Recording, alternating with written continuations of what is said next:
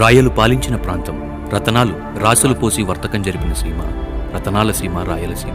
ఆ సీమలో రాజారెడ్డి, జయమ్మ దంపతులకు పుట్టిన ఒక రారాజు రాజశేఖరుని కథ ఇది మన రాజన్న కథ.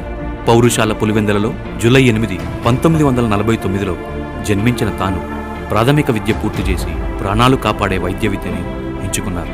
తాను పుట్టి పెరిగిన ప్రాంతంలో రూపాయి డాక్టర్గా సేవలందించారు. 1978లో రాయలసీమ ప్రాంతం నుంచి రాజకీయ ప్రస్థానం మొదలుపెట్టిన ఆయన నాటి నుంచి నిర్యాణం వరకు ఓటమి ఎరుగని నేతగా నిలిచిపోయారు. రాజకీయాలకు ఎందరో వచ్చారు, ఎందరో రాజకీయాలు చేశారు, కానీ ఎవ్వరు కూడా రాజన్న కాదు కదా ఆయన సమస్థాయిని కూడా తాకలేకపోయారు. తన ప్రస్థానం, ప్రయాణం నేటి తరానికి తెలియకపోవచ్చు.